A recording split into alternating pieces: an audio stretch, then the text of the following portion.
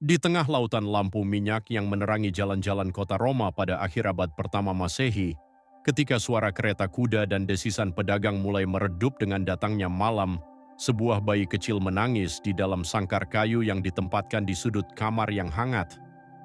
Ibu yang lembut membungkusnya dengan kain wol tebal, sambil mengusap dahinya yang berkeringat, sambil berbisik doa yang telah dia ucapkan ribuan kali sebelum matahari terbenam. Alexander, katanya, menyebut nama yang telah mereka pilih bersama suaminya, kau akan menjadi pembela, pembela yang bukan dengan pedang, melainkan dengan hati yang penuh kasih. Udara di dalam rumah itu bercampur dengan aroma roti gandum yang baru dipanggang dan dupa yang dibakar untuk menghormati Tuhan yang satu-satunya. Di luar jendela, kuil-kuil dewa Jupiter dan Venus masih berdiri gagah dengan lilin yang tak pernah padam. Namun di dalam rumah kecil ini ada sesuatu yang berbeda, suatu cahaya yang lebih tenang, lebih dalam, yang datang bukan dari bara api, melainkan dari keyakinan yang telah mengubah hidup orang tuanya. Ayah Alexander, seorang pria dengan wajah bertato, bekas perang, dan tangan yang kuat dari bekerja di perkapalan, duduk di dekat tungku sambil melihat anaknya yang baru lahir. Ia pernah berlayar ke banyak pelabuhan di seluruh Mediterania, bertemu dengan orang-orang dari berbagai agama dan kepercayaan, namun tak ada yang pernah menyentuh hatinya seperti saat ia pertama kali mendengar cerita tentang seorang guru dari Galilea yang menyembuhkan orang sakit dan mengatakan bahwa cinta adalah hukum yang paling agung. Sejak itu, ia telah menjadikan keyakinan itu sebagai kompas hidupnya, bahkan ketika harus menyembunyikannya dari mata penjaga kota yang selalu waspada terhadap apa yang mereka sebut agama baru yang mencurigakan. Masa kanak-kanak Alexander berlalu seperti aliran sungai Tiber yang tenang di musim kemarau, perlahan, namun pasti membawa segala sesuatu yang dilaluinya ke arah yang sudah ditentukan. Ia tumbuh bermain di antara rerumputan yang tumbuh liar di halaman belakang rumah, seringkali menghabiskan sore hari dengan duduk di pangkuan neneknya yang selalu memiliki cerita baru tentang para rasul yang bepergian jauh-jauh untuk menyebarkan berita baik. Neneknya akan mengangkat tangannya yang keriput ke arah langit yang mulai berubah warna dari jingga menjadi ungu dan berkata, "Lihatlah anakku, bintang-bintang itu menyala untuk menunjukkan jalan kepada orang-orang yang mencari cahaya. Kau juga akan menjadi salah satu dari mereka suatu hari nanti." Ketika ia berusia 8 tahun, ayahnya membawanya ke sebuah pertemuan rahasia umat Kristen yang diadakan di ruang bawah tanah sebuah rumah besar di daerah Subura.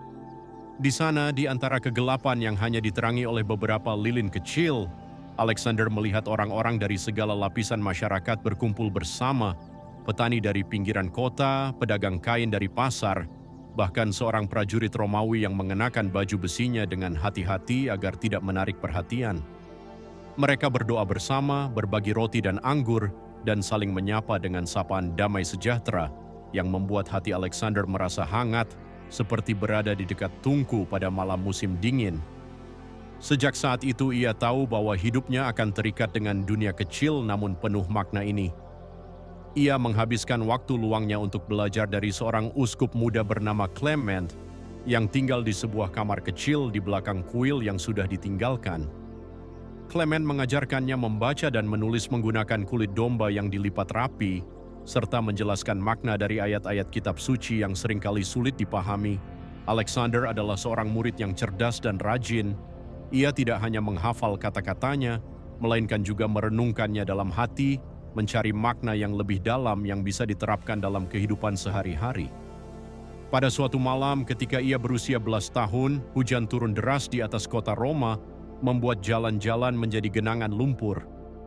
Alexander sedang dalam perjalanan pulang dari rumah Clement ketika ia mendengar suara tangisan dari sebuah lorong sempit.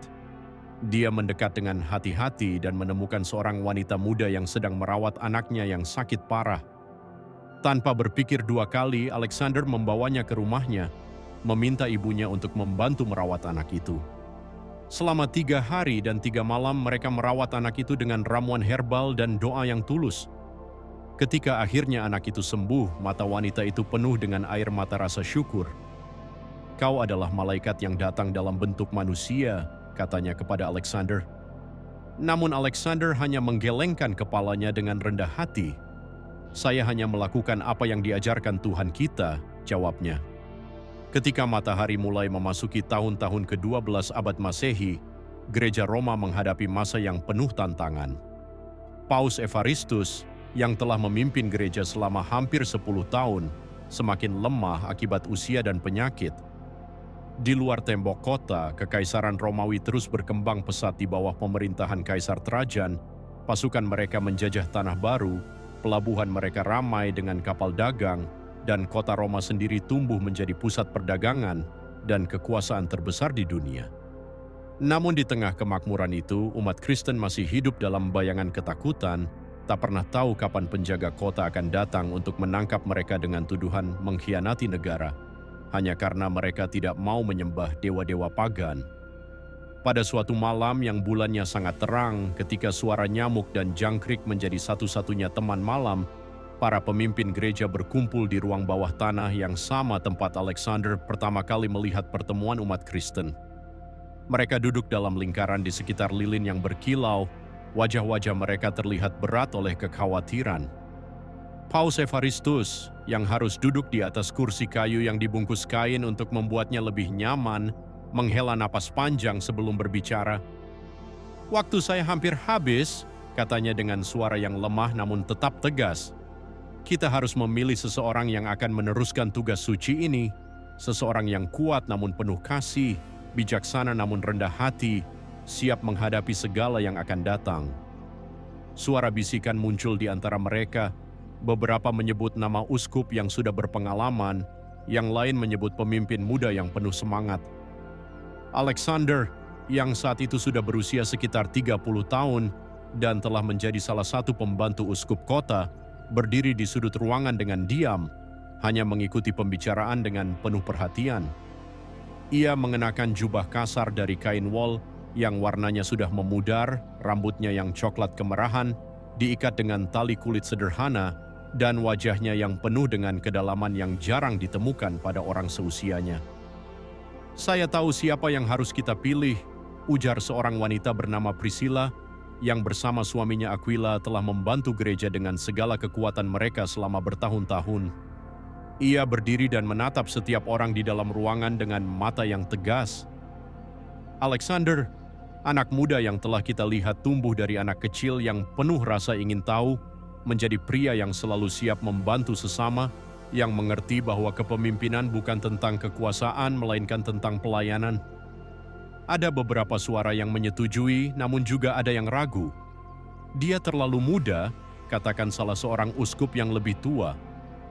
"Bagaimana dia bisa menghadapi tekanan dari kekaisaran? Bagaimana dia bisa membuat keputusan yang sulit yang mungkin akan menentukan masa depan gereja kita?" Priscilla hanya tersenyum lembut. "Usia bukanlah ukuran dari kekuatan hati," jawabnya. "Ingatlah bagaimana Yesus memilih murid-muridnya, bukan orang-orang yang paling tua atau paling berpengaruh, melainkan mereka yang memiliki hati yang siap menerima kebenaran."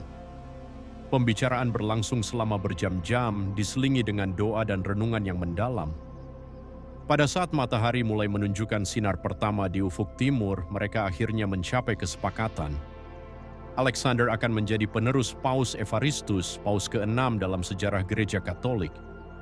Ketika mereka datang kepada Alexander untuk memberitahukan keputusannya, ia sedang di kamar kecilnya, sedang merapikan buku-buku kulit domba yang berisi tulisan-tulisan para rasul.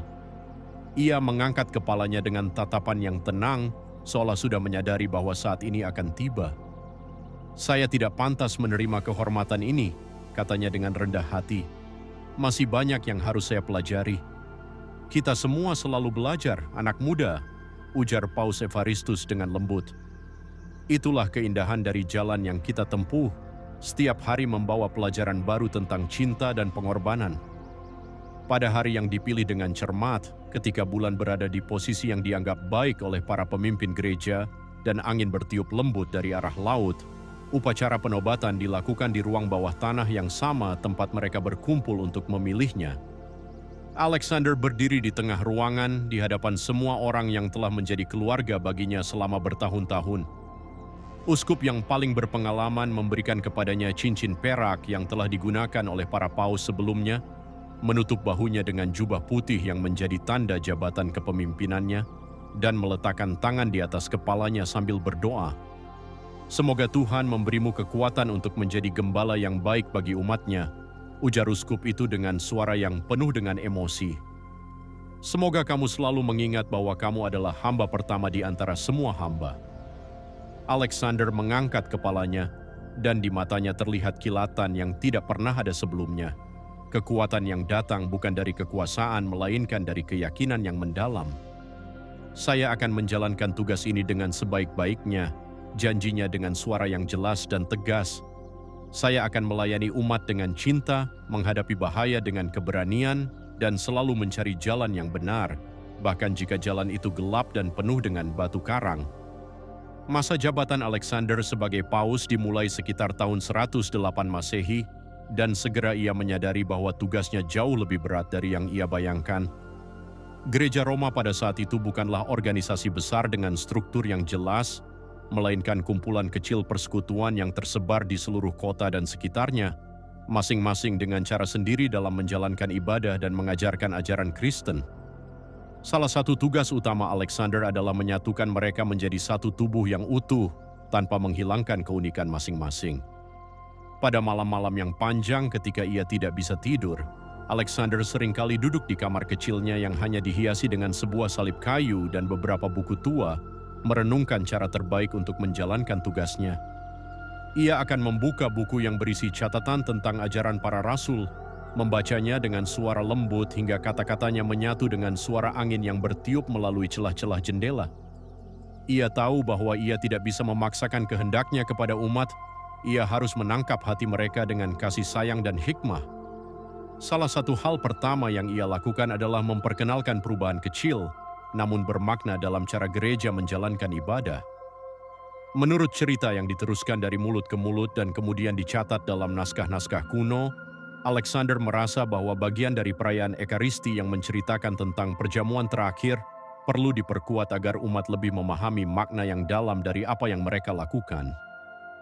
Ia bekerja dengan para imam muda untuk menyusun narasi yang jelas dan penuh dengan makna, yang kemudian dikenal dengan kata-kata yang sehari sebelum ia menderita. Meskipun para sejarawan kemudian akan berdebat tentang apakah benar-benar ia yang menulis bagian itu, atau hanya mengatur ulang apa yang sudah ada, tidak ada yang bisa menyangkal bahwa perubahan itu membuat perayaan misa menjadi lebih dalam dan bermakna bagi orang-orang yang menghadirinya. Selain itu, Alexander juga tertarik dengan simbol-simbol yang digunakan dalam ibadah.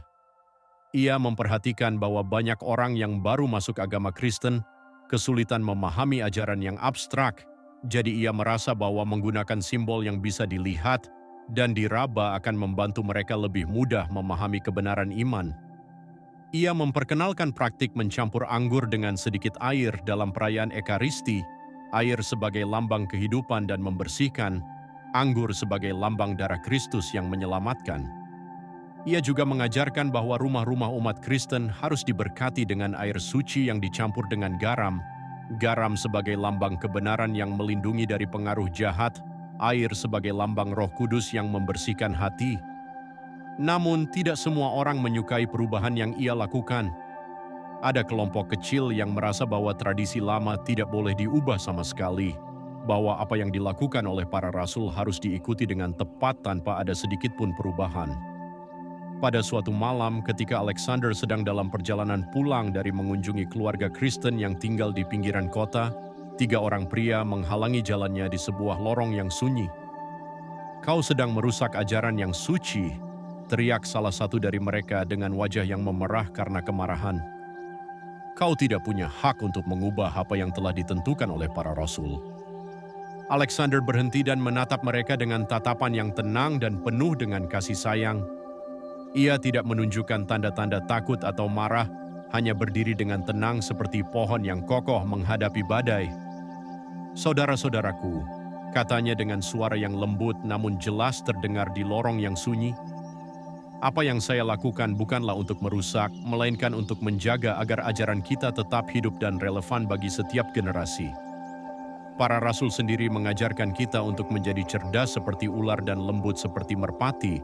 Kita harus bisa menyesuaikan cara kita menyampaikan kebenaran agar bisa sampai kepada hati orang-orang yang berbeda."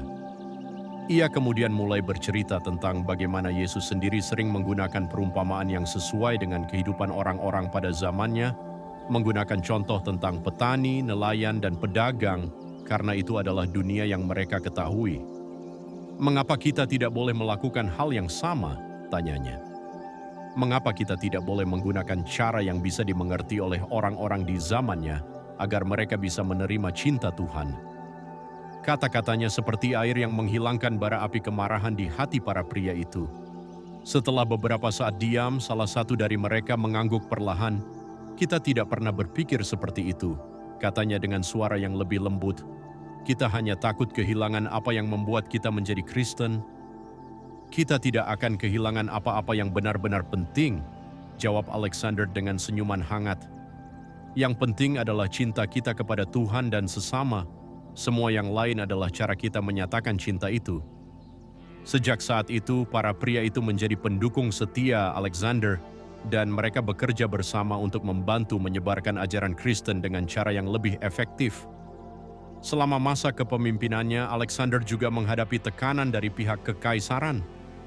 Kaisar Trajan, meskipun dikenal sebagai seorang penguasa yang adil dan cerdas, melihat agama Kristen sebagai ancaman potensial bagi kesatuan kekaisaran.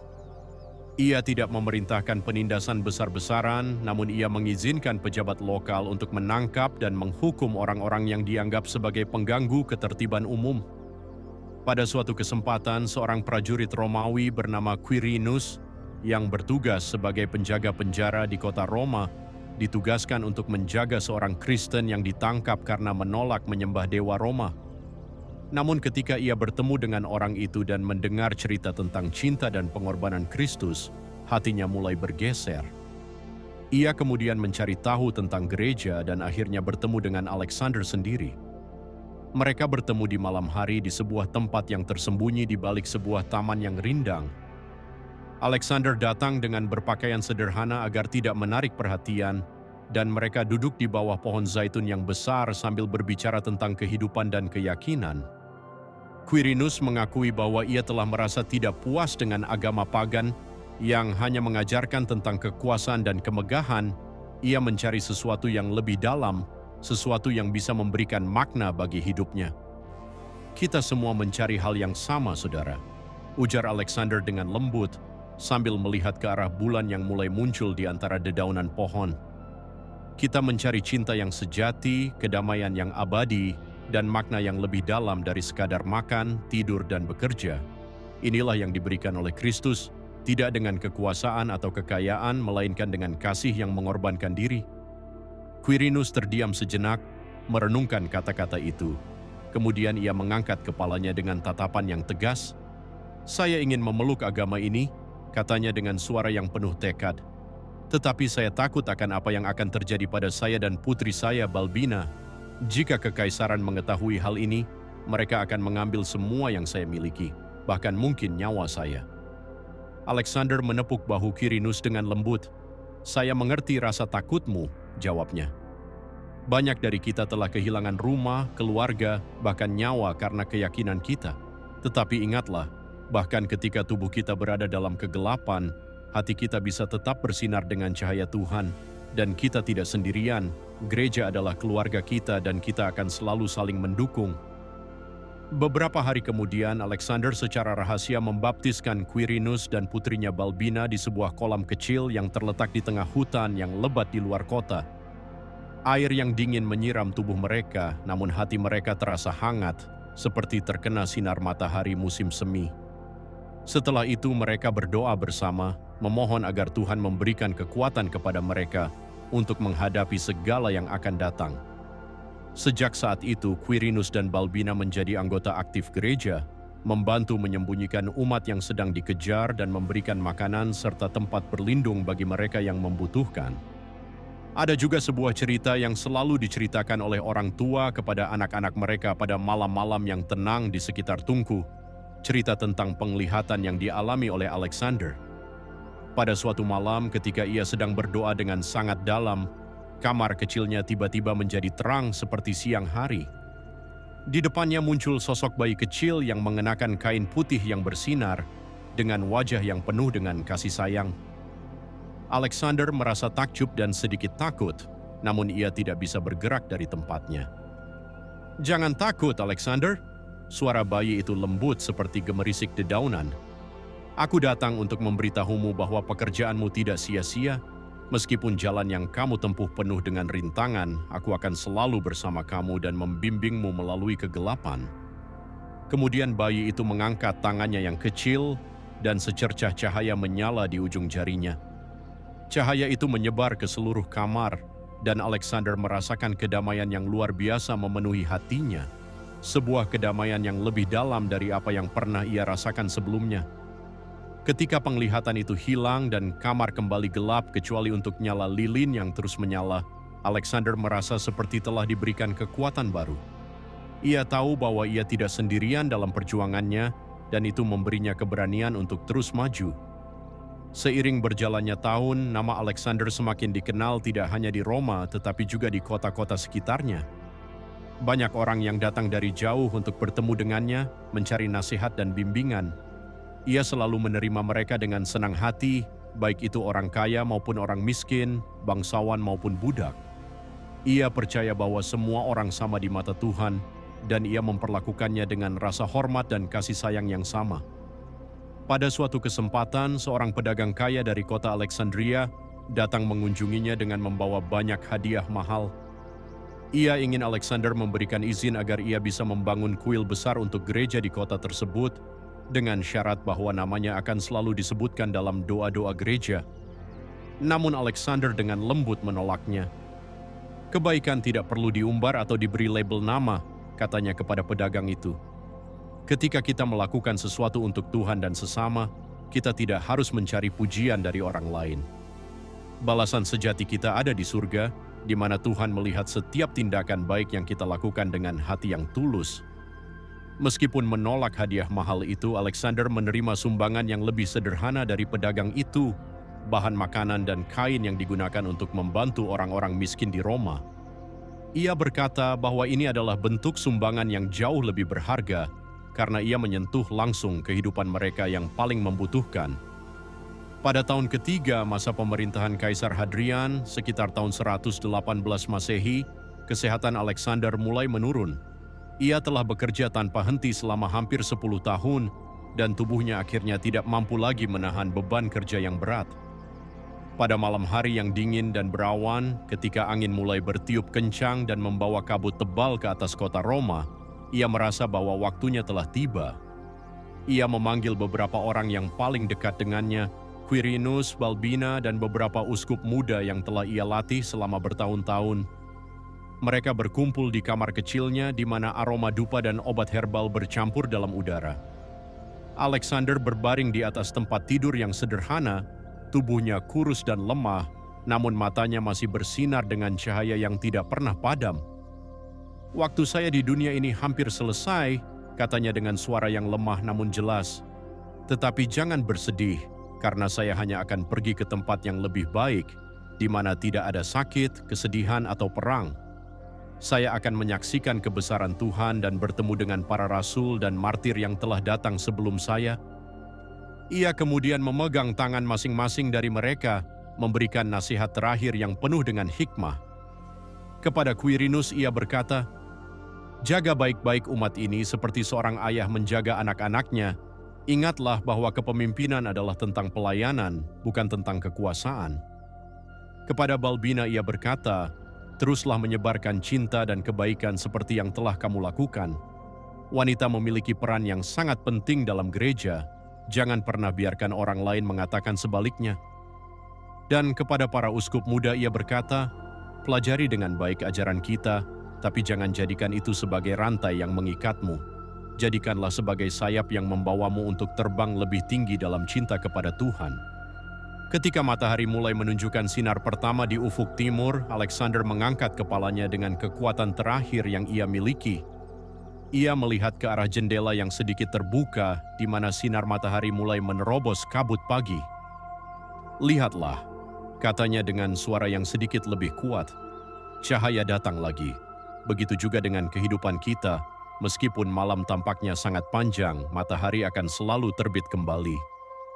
Kemudian ia menutup matanya dengan damai, dan napasnya menjadi semakin lemah hingga akhirnya berhenti sama sekali. Ruangan itu sunyi kecuali untuk suara tangisan yang tertahan dari mereka yang ada di sana. Mereka telah kehilangan seorang pemimpin, seorang guru, dan seorang teman yang sangat dicintai. Menurut tradisi, tubuh Alexander dilarikan secara rahasia keluar dari kota pada malam hari berikutnya agar tidak menarik perhatian pihak berwenang. Ia dimakamkan di sebuah tempat yang tenang dan damai di luar tembok Roma, di antara makam-makam para martir Kristen lainnya. Bunga-bunga liar tumbuh di sekitar makamnya, dan orang-orang yang tahu tentangnya sering datang untuk berdoa dan meninggalkan bunga sebagai tanda penghormatan. Namun cerita tentang Alexander tidak berhenti di sana. Beberapa abad kemudian, pada tahun 834 Masehi, jasadnya dipindahkan ke kota Freising di Bavaria, Jerman. Di sana ia diperingati sebagai seorang suci dan menjadi sumber inspirasi bagi umat Kristen setempat. Gereja-gereja dibangun dengan namanya dan orang-orang datang dari jauh untuk berdoa di hadapan makamnya, mencari berkah dan kekuatan dalam menghadapi kesulitan hidup mereka. Bahkan hingga hari ini, cerita tentang Paus Alexander pertama masih hidup dalam hati banyak orang. Meskipun banyak hal tentang kehidupannya yang masih bersifat misterius dan diperdebatkan oleh para sejarawan, tidak ada yang bisa menyangkal bahwa ia adalah sosok yang luar biasa, seseorang yang hidupnya penuh dengan cinta, pengorbanan, dan keyakinan yang tak tergoyahkan. Ia menunjukkan bahwa kepemimpinan sejati bukanlah tentang kekuasaan atau kemegahan, melainkan tentang kemauan untuk melayani orang lain dengan hati yang tulus. Pada malam-malam yang tenang ketika bulan bersinar cerah di atas langit dan suara alam menjadi satu-satunya teman kita, mari kita ingat sosok Alexander, Paus ke-6 yang hidup seperti bintang kecil yang menyala di kegelapan zaman kuno. Ia mungkin tidak memiliki kekuasaan atau kekayaan yang besar seperti para kaisar Roma, namun cinta dan hikmahnya telah menerangi jalan bagi jutaan orang selama berabad-abad. Dan mungkin jika kita diam dan mendengarkan dengan seksama di malam hari yang hening, kita bisa merasakan sedikit dari cahaya yang pernah ia bawa ke dunia ini, cahaya yang tidak pernah padam, bahkan dalam malam yang paling gelap sekalipun.